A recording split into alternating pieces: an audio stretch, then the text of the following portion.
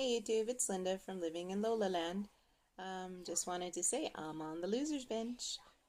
Um, had surgery on Thursday, January 9th.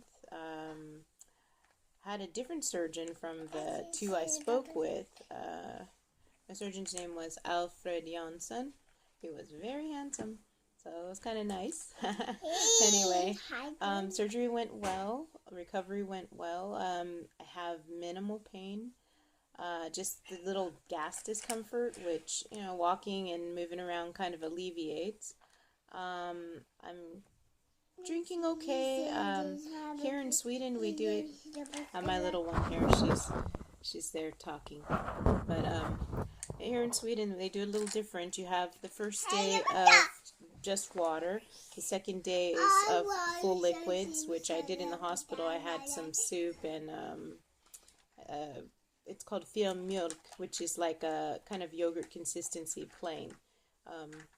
Had a couple bites of both of those, and then I went home and had some mushroom soup, without the mushrooms, of course, and that went down okay.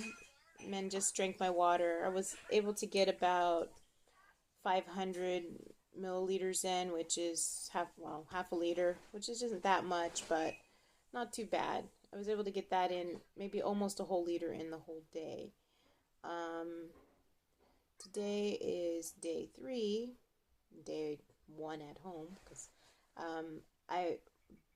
you start soft diet. So I had we have what's called hard bread, which is just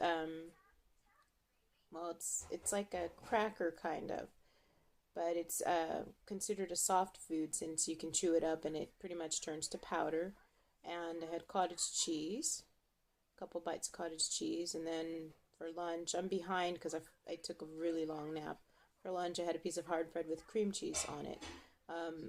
My cheeses are lactose free and low fat since I tend to be lactose intolerant. So those have gone down so far.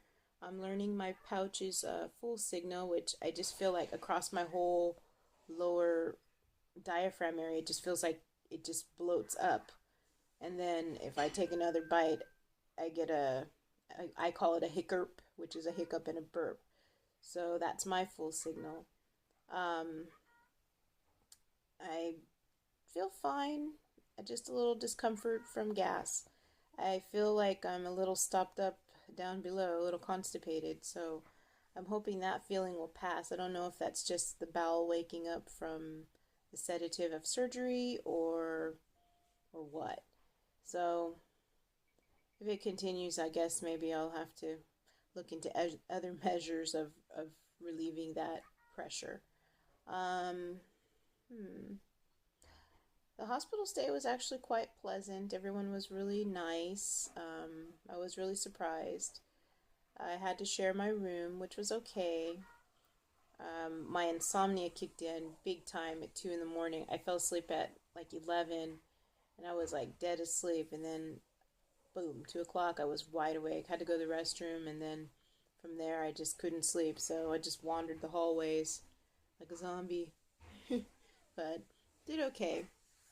And I guess that's pretty much all I have to report. Oh, the scale on the weigh-in on the day of surgery.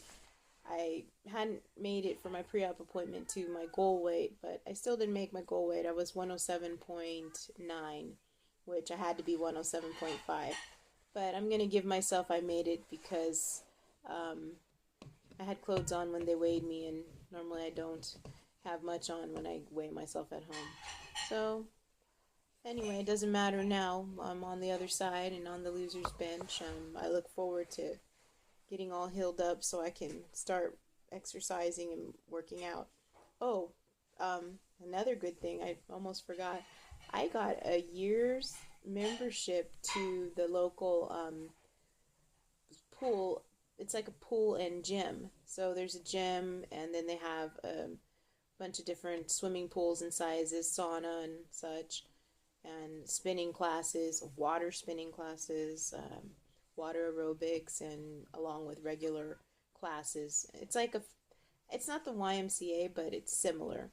So as part of my physical therapy from having the surgery, I have a year's membership to use that. So I'm really excited about that because I was considering joining anyway and paying for it myself, but hey, I got a freebie included with, my surgery care. Um, so as far as my diet goes, I'm to be on this soft diet, which is anything I can smash with a fork. So I can have soft meats like Swedish meatballs, which we have in abundance in this country, or ground beef, anything that can be smashed with a fork. I'm afraid to try banana because they mentioned banana, but I just saw sugar and I really don't want to experience dumping this soon, especially still healing and I just don't want to. So I'm just going to stick with everything that's not too sweet, and tonight I think we're going to have meatballs and potatoes. I can have potatoes. I think the goal here with their diet is to eat as normal as possible and just really following portion control and watching your fats and your sugars. What my dietitian was saying, after 2 weeks, I will be on a normal diet. So, I mean, that means that, of course, everything needs to be chewed very well, as with any bariatric surgery. You've got to chew your food well so it doesn't get stuck. But the goal is to eventually be able to eat a cup and a half of food, for the rest of my life, and to split that up in 3 portions, which is, they call it a deciliter, which is about 100 milliliters, or I guess close to half a cup. So if I'm eating a cup and a half, I'm supposed to split it in 3 with my proteins, my vegetables, and my carbohydrates. So it will be maybe a child's portion, but it'll be a balanced meal, and I should be able to eat pretty much anything. Eventually, I guess not everyone gets dumping, as we are aware of, so eventually I may be able to have sweets and such. I'm not so concerned, as I wasn't what we call a goodies gris, which means a person with a sweet fiend, sweet tooth. I'm more of that popcorn, chips, and salty stuff person. So that would be my downfall. And thank God I'm not in California, because I would want to have tacos and burritos and burgers and fries, California style. But anyway, that's it for me. I did get on the scale, but it didn't move. They gave me so much liquids, so I'm pretty pumped up with liquids and gas. So I'm not really concerned with the scale. I guess I got the hardest part over, and that was the surgery. And my biggest myth of a fear was busted. The pain. I was so afraid of pain, and I don't have any, so it's kind of weird. Other than, a little tenderness from where the staple lines, or not staple lines, but, the little staples of my stomach punctures or stomach wounds, and they don't really hurt. I mean, I can stretch out. I was able to lay in bed. I did have my armchair brought to my room because sometimes I feel like I need to be able to expand my lungs and breathe, and you can't really do that laying down, so I can sit in this chair and kind of fall asleep. So I got my little creature comforts and just being me and enjoying what's to come on this journey. Thank you all for following with me, and thank you for your prayers and well wishes. I so appreciate them. I believe they got me through this, and I will check in maybe at the end of this week and see if anything's going on, anything new. Okay, Maya.